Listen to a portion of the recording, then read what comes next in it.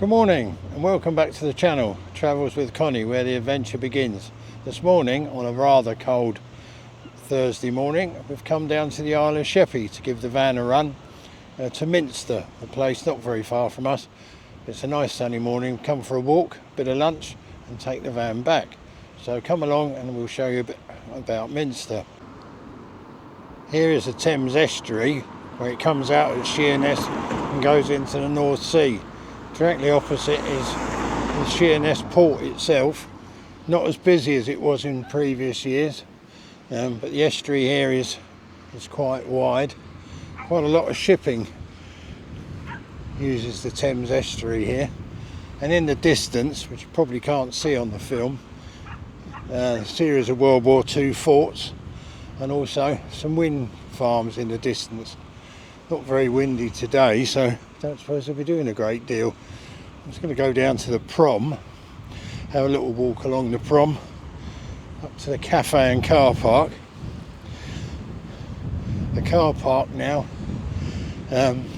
doesn't allow parking for motorhome and camper vans, which it used to do in the past, but now that seems to be no longer allowed. However, parking along the top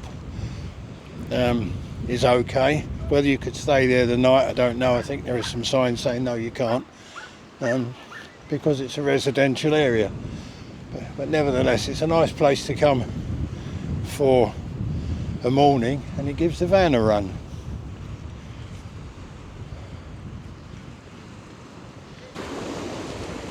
Tide's in. I think we'll be going for a swim though.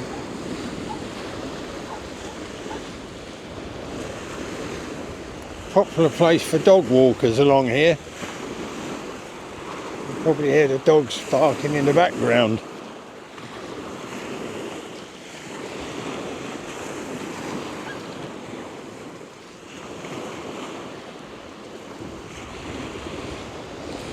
Shipping out in the distance. A couple of tankers by the look of it.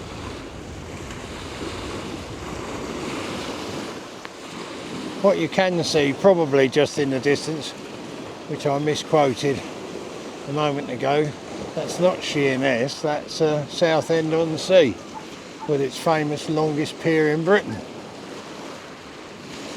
on the Essex side of the estuary.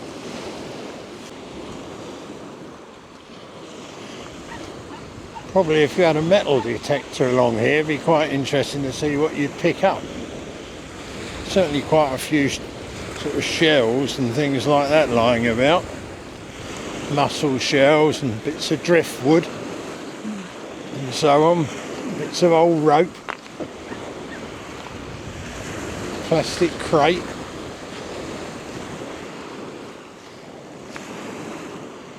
In fact, even there, a brick. Amazing where this stuff gets on the beach. In the summer this will be absolutely packed because it's not very far to come. You can swim if you're so inclined. Oh, here we've got an old tyre. Where that came from. Bricks seem to be quite popular. A series of bricks here.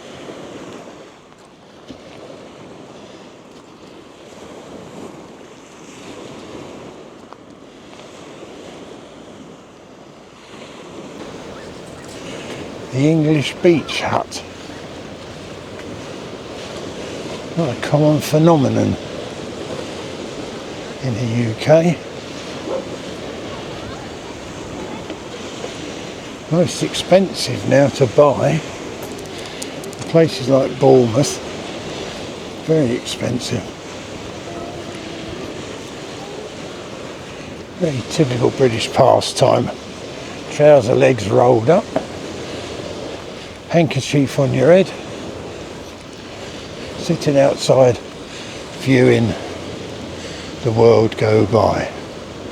And on these benches along here, people add memorials to people who've died and so on.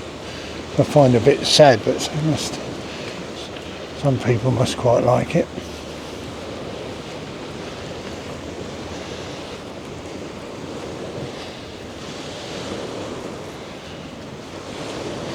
All freshly painted by the look of it.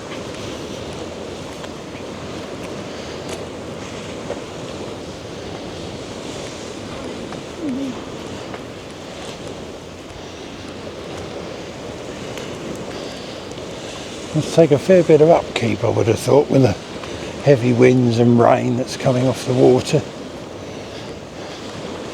But they all look as if they've been recently painted. Don't seem to be any that's in any form of disrepair, really. And then again, we haven't looked inside.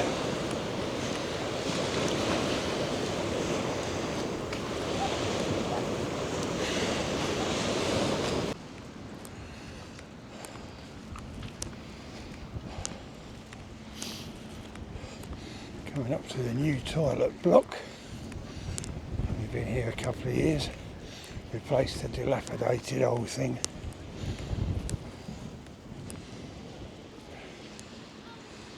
A few more tankers in the channel there now.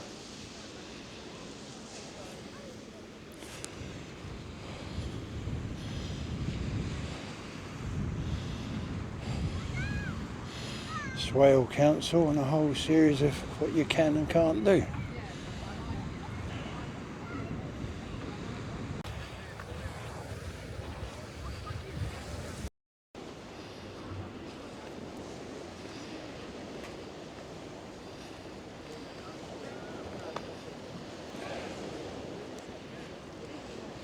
Coffee stall doing a roaring trade.